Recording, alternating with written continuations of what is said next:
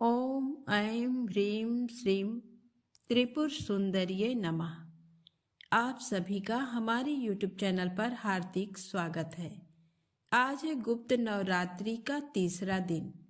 गुप्त नवरात्रि की तीसरी आदि महाविद्या है त्रिपुर सुंदरी। अनुपम सौंदर्य, भक्तों को अभय प्रदान करने वाली, यौवन युग और तीनों लोकों में विराजमान देवी त्रिपुर सुंदरी कई नामों से विख्यात हैं। इनको ही राज राजेश्वरी, बाला, ललिता, मीनाक्षी, कामाक्षी, शताक्षी, कामेश्वरी कहा जाता है।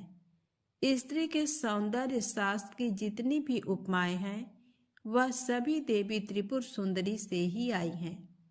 देवी और अन्य देवी देवताओं के पूजन में अनिवार्य रूप से खोजस माताओं की अर्चना होती है। खोजस माताएं कोई और नहीं वरन त्रिपुर सुंदरी के रूप में ही एकाकार हैं। 16 का अंक इनको प्रिय है। वह 16 कलाओं की साम्राज्ञी हैं। अपनी सुंदरता और मोहकता से इन्होंने देवासुर संग्राम में असुरों को बस में कर लिया था। श्री दुर्गा सप्तशती में शुंभ निशुंभ वध में इनका प्रसंग आता है। देवी अपने अप्रतिम सौंदर्य की छटा बिखेरते हुए पर्वत पर विराजमान हैं। असुर मोहित हो जाते हैं। वह शुंभ और निशुंभ से कहते हैं कि आपके पास समस्त संपत्ति है, निधियां हैं। यदि ये स्त्री रूपी निधि भी आपको मिल जाए तो आप धन्य हो जाएंगे। बारी बारी से चंड मुंड देवी के पास पहुंचते हैं। देवी से कहते हैं कि आप शुंभ और निशुंभ में से किसी का वरण कर लो। देवी कहती हैं कि मैंने तय किया है कि जो मुझे युद्ध में परास्त कर देगा मैं उसी का वरण करूंगी। कालांतर में देवी से युद्ध होता है। चंड मुंड और शुंभ और निशुंभ का वध होता है। सौंदर्य को निधि कहा गया है। सौंदर्य की उपमा श्री लक्ष्मी से होती है। त्रिपुर सुंदरी कमला ही हैं। भगवती 16 प्रकार की कलाओं, 16 प्रकार की मनोकामनाओं और 16 माताओं की प्रतीक हैं। सौंदर्य का अर्थ केवल रूप नहीं है, चारित्रिक गुण भी, सौंदर्य भी इसी श्रेणी में आते हैं। जो हर प्रकार से सुंदर हो वही त्रिपुरारी हैं और वही त्रिपुरा हैं। त्रिपुरा एक कुल की तरह है, जैसे त्रिपुर बाला सुंदरी, त्रिपुर भैरवी और त्रिपुरा। त्रिपुरा की आराधना से ही एक राज्य का नाम ही त्रिपुरा पड़ा। कामाख्या मंदिर और त्रिपुर बाला सुंदरी मंदिर सहित देश में कई स्थानों पर इनके मंदिर हैं। त्रिपुर सुंदरी की आराधना से कमला नाम से विख्यात 10वीं महाविद्या धन की अधिष्ठात्री हुई। उनको श्री की उपाधि मिली। श्री यंत्र, जो यंत्र शिरोमणि है, त्रिपुर सुंदरी की आराधना करने वाले भक्त को लौकिक और पारलौकिक शक्तियां प्राप्त होती हैं। तंत्र शास्त्र में मारण, मोहन, वशीकरण, उच्चाटन और स्तंभन की महत्ता है, अर्थात समन और दमन करने की शक्ति है। देवी शास्त्र में यही शक्तियां कही गई हैं। अब इसका अर्थ समझें। ये केवल तांत्रिक विद्या नहीं है। मोहक वाणी हो, मधुर हो, दूसरों को वशीभूत करने वाली हो, कटु ना हो और जिसको सुनकर सभी प्रभावित हों, ये पहला सौंदर्य है। दूसरा सौंदर्य कर्म कर्तव्यनिष्ठ हो, कर्म श्रेष्ठ हो, कर्म ऐसे हों जिनसे सभी का उद्धार हो, कर्म मोक्षदायिनी हो और जीवनोपरांत भटकना न पड़े। तीसरा सौंदर्य दैहिक, दैविक और भौतिक पदार्थों से इतर सौंदर्य है। इसी में रूप है, जय है, यश है और शत्रुओं का समन है। शत्रु कब बनते हैं? कटुता से, क्लेश से, उपेक्षा से और ईर्ष्या से। इनका समन करना ही सौंदर्य है। देवी भगवती कहती हैं कि जो इन सबसे ऊपर उठ जाता है वही अप्रतिम सौंदर्य का स्वामी होता है। वह शताक्षी हैं, यानी 100 आँखों से देखती हैं। वह कामाख्या हैं, यानी काम को नियंत्रित करती हैं। वह राज राजेश्वरी हैं, यानी राज सत्ता को कुशल नीतियां प्रदान करती हैं। इहलोक और परलोक की हर सत्ता सौंदर्यमय हो, यही देवी संदेश देती हैं। देवी त्रिपुर सुंदरी शांत मुद्रा में लेटे हुए सदा शिव की नाभि निर्गत कमल आसन पर विराजमान है। चतुर्भुजी भुजाओं में देवी के पास अंकुश, धनुष और बाण हैं। देवी के आसन को ब्रह्मा, विष्णु, शिव और यमराज अपने मस्तक पर धारण करते हैं। देवी 3 नेत्रों से युक्त और मस्तक पर अर्धचंद्र धारण करती हैं।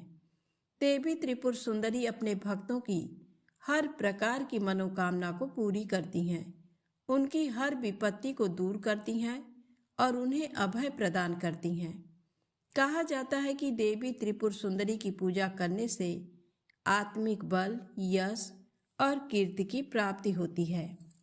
पौराणिक कथा के अनुसार देवी त्रिपुर सुंदरी के उत्पत्ति का रहस्य सती वियोग के पश्चात भगवान शिव सर्वदा ध्यान मग्न रहते हुए उन्होंने अपने संपूर्ण कर्म का परित्याग कर दिया था, जिसके कारण तीनों लोकों के संचालन में व्याधि उत्पन्न हो रही थी। उधर तारकासुर ब्रह्मा जी से वर प्राप्त किया कि उसकी मृत्यु शिव के पुत्र द्वारा ही होगी। समस्त देवताओं ने भगवान शिव को ध्यान से जगाने के लिए कामदेव और उनकी पत्नी रति देवी को कैलाश भेजा। कामदेव ने कुसुम सर नामक मोहिनी बाण से भगवान शिव पर प्रहार किया। परिणाम स्वरूप शिव जी का ध्यान भंग हो गया। देखते ही देखते भगवान शिव के तीसरे नेत्र से उत्पन्न क्रोध अग्नि ने कामदेव को जलाकर भस्म कर दिया। कामदेव की पत्नी रति द्वारा अत्यंत दारुण विलाप करने पर भगवान शिव ने कामदेव को पुनः द्वापर युग में भगवान कृष्ण के पुत्र रूप में जन्म धारण करने का वरदान दिया और वहां से अंतर ध्यान हो गए। भगवान शंकर ने जब कामदेव को जलाया था तो उसकी भस्म वहीं पड़ी रह गई थी। एक दिन गणेश ने कौतूहलवश उस भस्म से पुरुष की आकृति बनाई। थोड़ी ही देर में वह सजीव होकर कामदेव की तरह सुंदर बालक बन गया। उसे देख गणेश जी ने उसे गले से लगा लिया और कहा कि तुम भगवान शंकर की स्तुति करो। उस बालक को शतरुद्रीय का भी उपदेश किया। उसका नाम आगे चलकर भंडासुर हुआ। भंड ने श्री गणेश जी की आज्ञा का अक्षरशः पालन किया और तपस्या से प्रसन्न होकर भगवान शंकर ने उसे वर मांगने को कहा। उसने ये वर मांगा कि मैं देवता आदि किसी प्राणी से न मारा जाऊं। शिव ने उसे मुंह मांगा वर दे दिया तथा साथ ही दिव्य अस्त्र शस्त्र भी दिए। उन्होंने उसे 60,000 वर्ष का राज्य भी दे दिया। ये सब देखकर ब्रह्मा जी ने ही पहले उसे भंड भंड कहा था, तभी से उसका नाम भंड पड़ गया। भंडासुर के वरदान मिलने की बात थोड़ी ही देर में संपूर्ण भुवनों में फैल गई। दैत्यों के पुरोहित शुक्राचार्य ये समाचार पाकर भंडासुर के पास आए और मैं के द्वारा शोणितपुर को फिर से सुसज्जित कराकर वहां भंडासुर का अभिषेक कर दिया। प्रारंभ में भंडासुर शिव जी की अर्चना करता और उनके आदेश पर चलता था। उसके अनुयायी दैत्य भी धर्म का अनुसरण करते थे। इस तरह सौभाग्यशाली भंड की सुख समृद्धि के 60,000 वर्ष देखते देखते बीत गए। बाद में वह माया की चपेट में पड़ गया। अब 4 पत्नियों से उसे संतोष न था। वह एक दिव्य वारांगना के मोह में पड़ गया। इसी बीच देवर्षि नारद देवताओं के पास आए और उन्हें समझाया कि इस क्षणिक आमोद प्रमोद को छोड़कर वे अपने भविष्य को सुनहला बनाएं। उन्होंने पराशक्ति की उपासना का परामर्श दिया और उसकी विधि भी बतला दी। देवताओं ने शीघ्र ही उनके आदेश का पालन किया।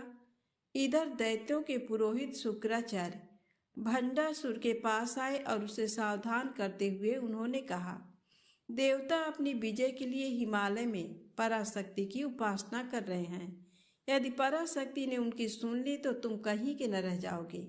अतः तुम शीघ्र ही देवताओं की पूजा में विघ्न डालो।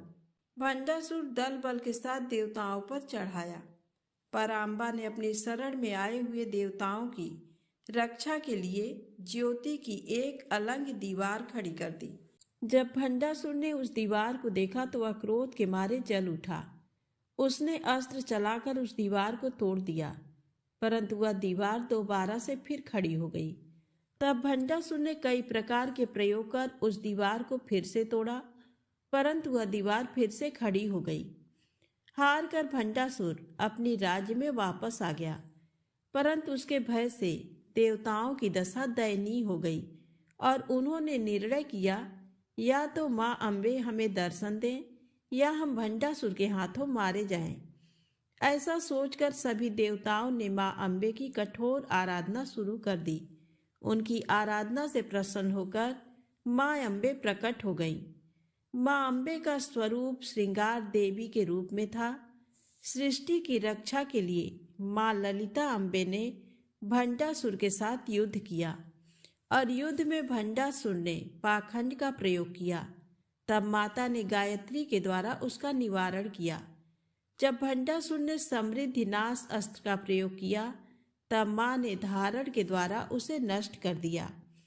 जब भंडासुर ने यक्षमा आदि रोग रूपी अस्त्रों का प्रयोग किया तब देवी अम्बे ने अच्युत अनंत गोविंद नाम रूपी मंत्रों से उसका निवारण किया और अंत में माँ अम्बे ने भंडासुर का उद्धार कामेश्वरा अस्त्र की प्रयोग से किया।